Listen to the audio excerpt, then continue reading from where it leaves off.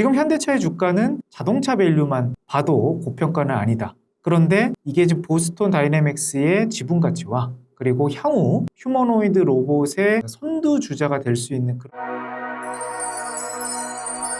안녕하세요. 오늘 방송은 현대자동차와 이제 구글 딥마인드의 협업으로서 어떤 경쟁 우위가 있을지, 테슬라의 옵티머스와 토요타, GM, 기존 자동차 회사들과 한번 비교를 해보면서 이번 현대차가 더 높은 상승이 나올 수 있을지 전체적으로 분석해 보도록 하겠습니다. 일단 올해 현대차가 가장 대형주에서 주목받았던 이유 중에 하나가 바로 이제 아틀라스였죠. 아틀라스가 기본 휴머노이드 로봇의 구조를 탈바꿈 나오면서 관절이라든지 그리고 자기의 배터리를 또 교체하면서 많은 파장이 있었는데, 사실 시장에서 더 크게 봐야 될 부분이 바로 구글의 딥마인드와 협업이다. 그 부분을 우리가 좀 많이 간과를 했던 것 같아요. 그래서 그 부분을 좀 집중해서 들어가 볼 텐데, 지금 이제 발표 이후에 지금 이제 53만 원 내외로 2만 원, 3만 원 왔다 갔다 하고 있습니다. 그런데 최근 이제 애널리스트 리포트를 분석을 해보면 대부분 목표 주가가 다 60만 원 이상으로 좀 나오고 있고요. 그리고 대부분 매수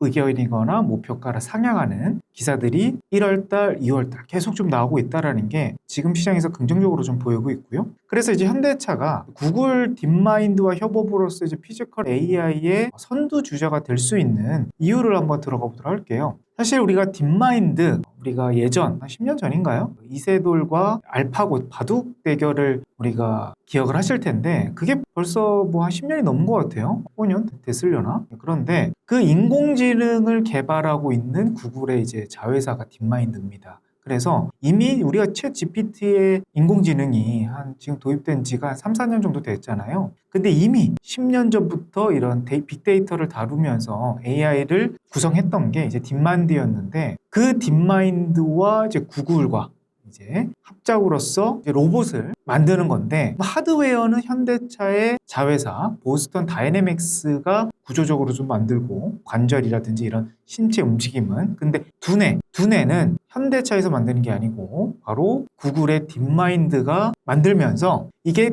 단순 이제 기술 제휴를 단계를 떠나서 로봇을 같이 만들어 보자라는 단계가 올해 1월 달부터 시작이 된 겁니다. 그래서 올해 2026년도 하반기에 딥마인드 본사에 로봇을 하나 배치하고, 그리고 현대차 본사에 배치하는 게 지금 올해 목표 중에 하나라고 하거든요. 그리고 지금 조직 융합에서 좀 중요한 포인트가 하나 나오는 게, 전년도 이제 11월 달에 이제 보스턴 다이내믹스의 CTO 에런 샌더스가 퇴사를 했거든요. 근데 퇴사를 하고 어딜 갔냐면 바로 딥마인드로 갔어요. 그래서 양사 간 기술 통합이 이제 가속화되는 계기가 좀 될 수 있지 않나, 그렇게 좀 예상을 해보도록 하겠고요. 기술을 조금 더 딥하게 보면 역시 아틀라스에 보면 3지 촉각 그리퍼가 있고요, 손에. 그리고 36개, 56개 자유도의 관절이 있습니다. 이게 사실 테슬라의 옵티머스보다 좀 더 강점이 있는 요소다라고 많이 전문가들 말하고 있는데, 관절 부분에 많은 강점이 있는 게 지금 하드웨어 측면에서 좀 볼 수가 있겠고요.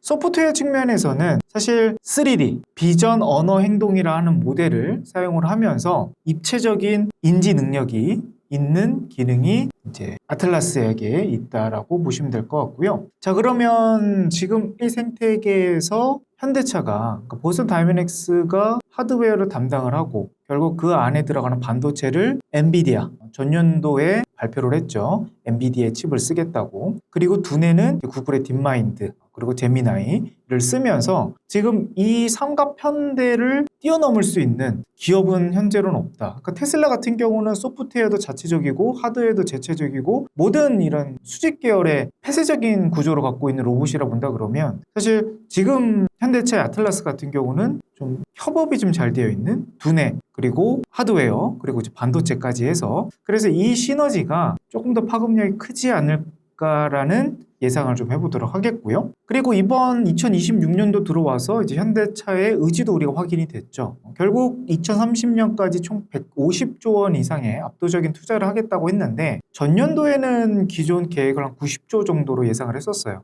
근데 올해 1월 달에 125조 원을 늘렸는데, 그 40%의 일부분이 바로 미래산업, AI와 로보틱스의 50조 원, 부분을 최우선 배정하겠다고 한 걸 보면 현대차가 참 진심이다. 이게 자동차를 넘어서 이제 로보틱스의 회사로 전환되는 과정에 지금 초입에 있다라고 보시면 될 것 같고요. 자, 이거는 이제 제 개인적인 생각입니다. 제 팩트를 말씀드리는 건 아니고요. 여태까지 나왔던 기사에서 제 개인적인 생각을 좀 말씀드리면 보스턴 다이내믹스의 경쟁 우위가 테슬라 옵티머스보다 어디에 좀 강점이 있을까 생각을 해봤는데, 일단 옵티머스 같은 경우는 로봇을 개발한 지가 5년 정도 됐습니다. 기술지를 구축을 하고 만든 지가 5년 정도 좀 됐는데, 보스턴 다이내믹스는 30년 된 회사예요. 그렇기 때문에 DNA 자체가 이미 내구성이라든지 이런 시행착오를, 보스턴 다이내믹스는 로봇 DNA에서 출발이 됐고 테슬라 같은 경우는 자동차 DNA에서 출발이 됐기 때문에 그 부분에서 일단 첫 번째 관점은 좀 다르겠고요. 그리고 두 번째로는 역시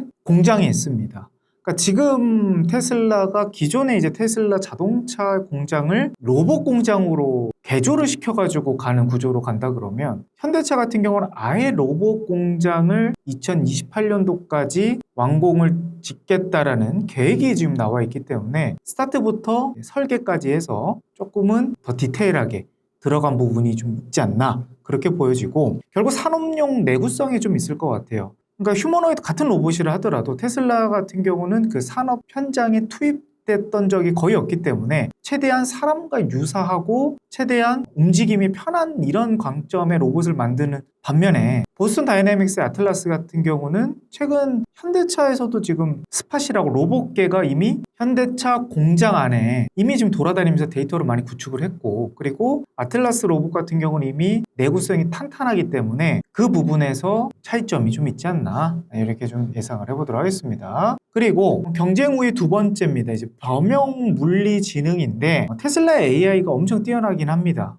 뛰어나고, 그리고 지금 890만 대의 자동차의 트래픽으로 이미 자율주행 시스템이 전 세계적으로 가장 우뚝 선 회사이긴 하지만, 결국 주행도로 쪽에 포커스가 좀 자율주행이 좀 많이 맞춰져 있고, 그런데 이제 딥마인드의 이제 VLE 같은 경우는 조작이라든지 도구라든지 일반적인 상호작용의 모든 환경에 들어가 있는 이쪽이 제 강점이 있어요. 그렇기 때문에 좀 주행을 넘어서 조작 중심의 기술력으로 간다 그러면 이게 테슬라가 압도적인 경쟁 우위가 있을까? 그런 부분에서는 우리가 조금 차이점이 있지 않을까 보고요. 그리고 아까 이제 공장에서도 제가 말씀을 드렸는데, 생산, 배치, 개선까지 데이터 플라이 휠이라고 하는데, 이 부분에서는 확실히 테슬라보다는 현대차가 유리한 부분이 있습니다. 일단 공장에서 완성차 업체에서 이제 SCM을 구축한 지가 이미 현대차는 몇십 년 좀 된 상태고요. 그 안에서 생산만 됐을 때 그거를 공급을 하는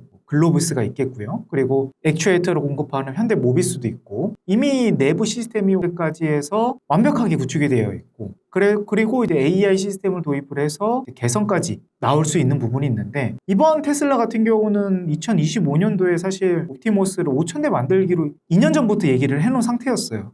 근데 막상 올해 옵티머스를 만드는 거 보니까 500대도 못 만들었다고 하는데, 이 구조에서 이미 차이점이 좀 나왔다. 이게 공장에서 최적화 부분과 그리고 이거를 유통시키는 과정에서 확실히 테슬라는 현대차보다는 아래에 있다라고 보시면 될 것 같습니다. 그리고 이제 글로벌 이제 다른 자동차와 좀 마지막으로 분석을 해보면, 사실 현대차의 가장 약점은 자율주행이었죠. 자율주행은 다른 업체들을 비해서 확실히 열세에 있습니다. 그렇긴 하지만 하드웨어가 일단 워낙 좀 탄탄하고 보스턴 다이내믹스를 가지고 있기 때문에 여기에 이제 파트너십, 사실 이 파트너 구글 딥마인드와 이렇게 밀접하게 하는 회사는 지금 없어요. 토요타도 그렇고 GM도 그렇고, 토요타 같은 경우는 이미 로봇 시스템은 이미 다 구축이 되어 있습니다. 워낙 이제 자동차를 만들 때 효율화 과정의 공장에서는 세계 1위이기 때문에 어떻게 로봇이 들어가서 이거를 구축을 해야 될까, 이미 그 시스템은 다 구축이 되어 있지만 휴머노이드 쪽에서는 약점이 있는 회사예요.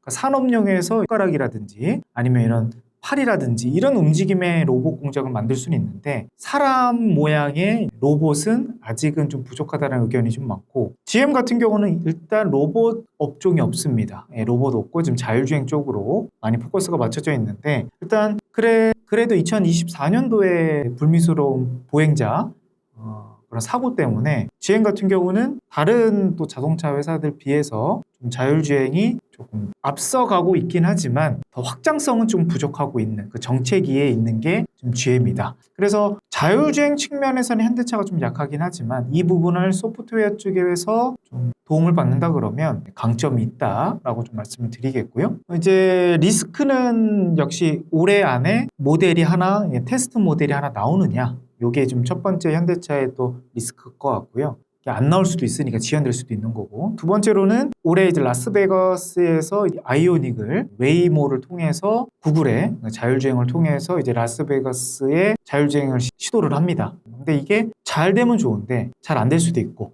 또는 지연될 수도 있어요. 그래서 그 부분이 가장 큰 지금 단기적으로 현대차의 좀 리스크가 될 수 있는 부분인 거고요. 그 위에는 역시 관세라든지 이런 부분이 또 추가적으로 협의가 잘 안 되고 관세가 가장 계속 높게 유지가 된다 그러면 실적에도 압박이 있기 때문에 그런 부분이 좀 리스크한 진단 요소다, 이렇게 좀 말씀드리겠습니다. 그래도 이제 전년도에 이제 실적이 전반적으로 2년 전, 3년 전분에 부족했는데 하이브리드 이제 매출이 좀 증가가 좀 되고 있고, 그러면서 자동차로서도 올해 실적이 늘어날 것이라는 전망이 약 전년도보다 20% 정도 영업이익은 더 성장이 될 것이다라고 보고 있긴 하지만, 자동차보다는 역시 고밸류의 로보틱스의 밸류가 아직은 들어와 있지 않은 상태이기 때문에 올라갈 가능성은 매우 높다 라고 좀 말씀을 드리겠고요. 결론을 좀 내보면 테슬라는 한 350배 정도 되고 있고, 현대차 같은 경우는 10배에서 한 13배 정도 좀 되어 있습니다. 추정치가. 그래서 지금 보스턴 다이내믹스의 이제 상장뿐만 아니라 올해 하반기에 C 모델 테스트까지 겹친다 그러면 막대한 상승 잠재력이 좀 있지 않나, 이렇게 좀 예상을 해보겠고요. 그래서 결론을 내보면 결국 이제 피지컬 AI 하면 누굽니까? 그냥 테슬라였어요. 그냥 테슬라의 압도적인 독주였는데, 이번 올해 1월 달에 이제 현대차와 구글 딥마인드 협업으로서 뭔가 비집고 들어갈 수 있는 하나의 기회가 된 것 같다라고 좀 말씀을 드리겠고요.